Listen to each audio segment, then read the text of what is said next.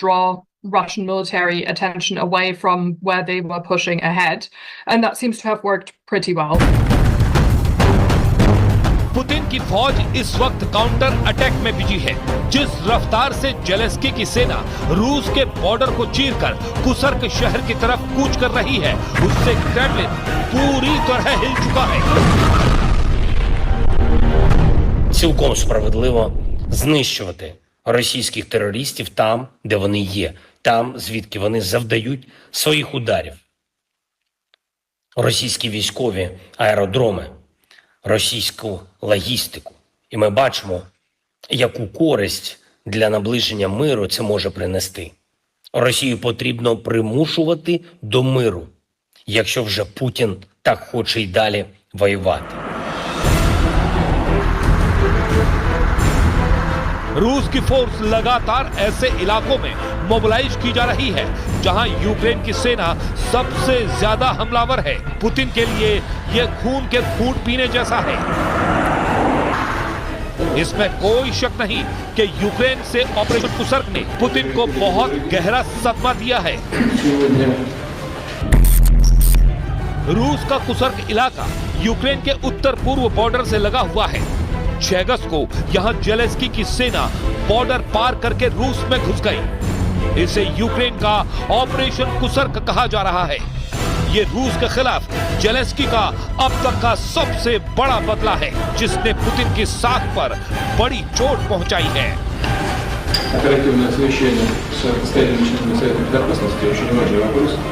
Now there are many questions remaining about the strategic value of this territory. Why would Ukraine launch an operation like this at this point in the war when their soldiers are outmanned in the Donetsk region, which is Russia's main effort in this war at the moment? Sure, it makes Putin look bad. It might even strengthen Kyiv's hand in any future negotiation, but at what cost? Evidence is already emerging that Ukrainian forces are suffering casualties. They're losing manpower resources that they simply cannot afford to lose. रूस की सरकार का दावा है कि Ukraine के हमले में 12 लोगों की मौत हुई है, जबकि करीब 150 लोग घायल हुए हैं। और ये बात पुतिन के लिए किसी बड़े जख्म से कम नहीं है। जवाबी हमले में रूस ने यूक्रेन को बहुत गहरी चोट पहुंचाने का दावा किया है। और पुतिन का दावा तो यह भी है कि जेलेंस्की का ऑपरेशन कुर्स्क पहली स्टेज में ही फेल हो चुका है। रूस के मुताबिक ऑपरेशन कुर्स्क में यूक्रेन के करीब 1500 सैनिक 6 दिन के दौरान मारे गए हैं। रूस ने पिछले 24 घंटे में 260 सैनिकों को मारने का दावा किया है, जबकि 31 टैंक और बख्तरबंद गाड़ियां भी तबाह कर दी गई हैं। जेलेंस्की भी जानते हैं कि पुतिन कुर्स्क को लेकर डील नहीं करेंगे। ऐसे में जेलेंस्की की सेना के लिए कुर्स्क मौत का बड़ा कुआं साबित होने का खतरा है। जेलेंस्की के लिए बड़े झटके वाली बात यह है कि पुतिन ने अब 1.5 गुना ताकत से लड़ने की बात कही है। पुतिन ने अपने अंदाज में बता दिया है कि जेलेंस्की से कोई डील नहीं होगी और यूक्रेन को ऑपरेशन कुर्स्क के लिए बहुत बड़ी कीमत चुकानी पड़ेगी।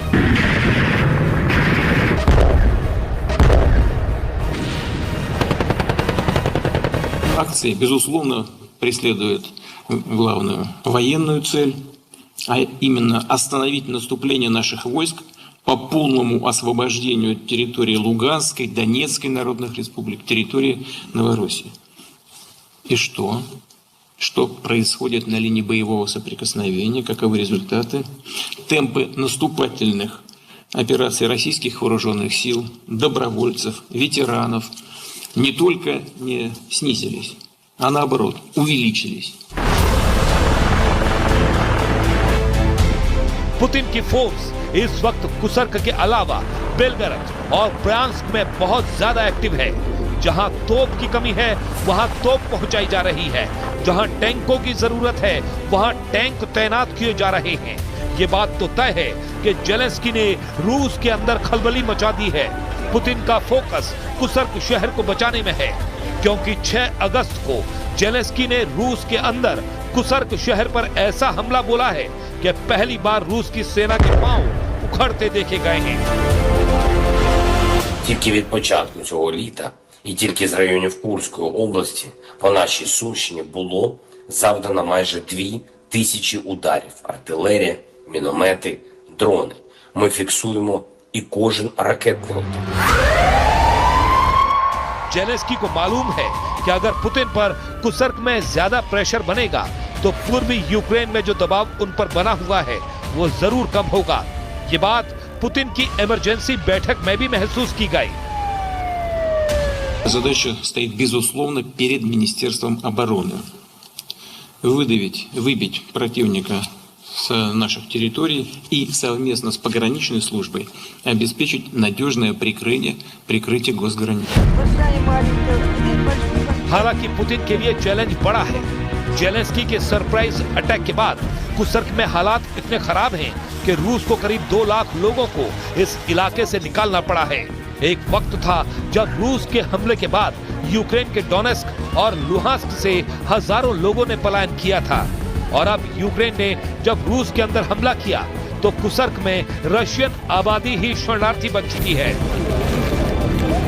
Of course, is that we've already seen that Russia has much more military personnel than Ukraine, and while Ukraine has managed to kind of stretch Russian military forces thinner, it also has to stretch its own forces much thinner, and Russia presumably is going to try and hit back quite hard because this is obviously making them look quite bad. And it's something that Putin won't want to see repeated. So this could lead to quite significant losses for the Ukrainian military, which are much harder for Ukraine to absorb than for Russia, which doesn't necessarily have the same personnel challenge. Ukraine के operation कुसर्क के खिलाफ Putin का पलटवार देखिए। Ukraine के एक tank को target करने के लिए पुतिन की फोर्स लगातार ड्रोन ऑपरेशन चला रही है। यूक्रेन के एक टैंक को खत्म करने का ऑर्डर मिला है। यूक्रेन के कौन सी बख्तरबंद गाड़ी कहां छिपी है, किस इलाके में उसके टैंक एक्टिव हैं, इसे लेकर हाईकमान ने स्पेशल दस्तों को तैनात किया है।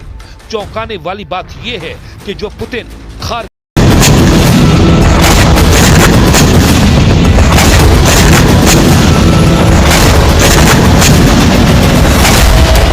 इजराइल में बारूदी जलजला लाने के लिए ईरान ने अपने तमाम ब्रह्मास्त्रों को एक्शन में ला दिया है।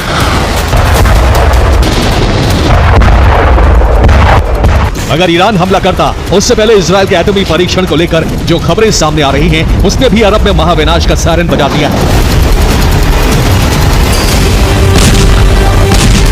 क्योंकि इजराइल पलटवार करने के लिए जाना जाता है। ऐसे में अगर ईरान ने इजराइल को दहलाया तो अपना वजूद बचाने के लिए इजराइल परमाणु विनाशकों का बेझिझक इस्तेमाल कर सकता है।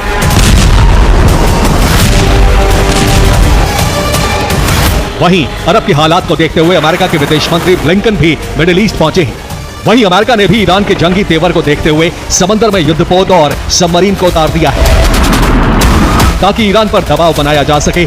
अब यह देखना होगा कि आज रात ईरानी सेना इजराइल पर प्रहार करती है या फिर नहीं। Bureau report, TV9 Bharatvarsh.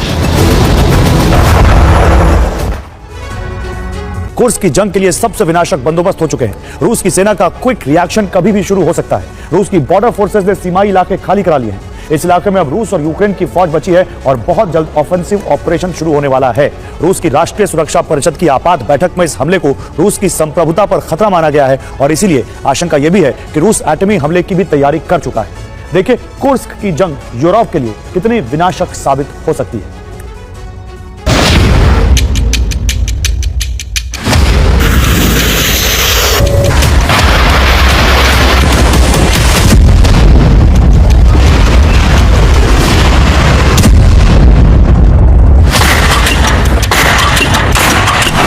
ये निश्चित हो चुका है कि कुर्स्क यूरोप के महाविनाश का एपी सेंटर बनने वाला है।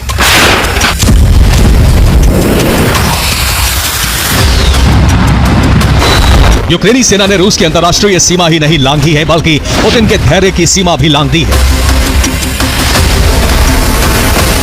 यह रूस की संप्रभुता पर बरसता बारूद है और पुतिन के अखंड रूस के स्वप्न पर सबसे बड़ी चोट भी।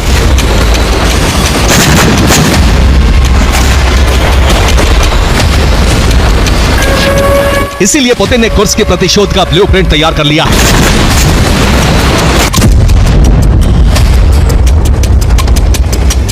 12 अगस्त की रात पुतिन ने राष्ट्रीय सुरक्षा परिषद की आपात बैठक बुलाई।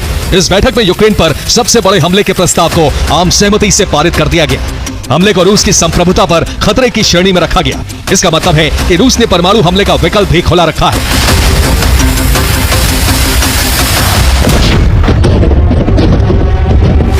पुतिन को ये कड़े और बड़े फैसले एक साथ लेने पर मजबूर होना पड़ा है, क्योंकि कुर्स्क की जंग का विस्तार होता जा रहा है।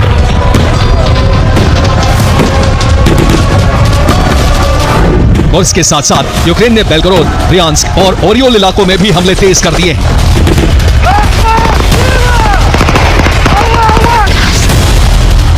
सूमी से सटी रूसी सीमा से लेकर बेलगोरोद तक दोनों सेनाओं की जंग जारी है।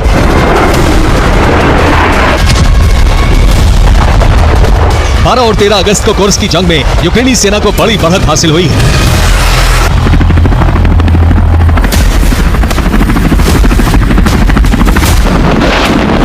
यूक्रेन की सेना ने कुर्स्क के 28 कस्बों के गांवों पर कब्जा कर लिया है।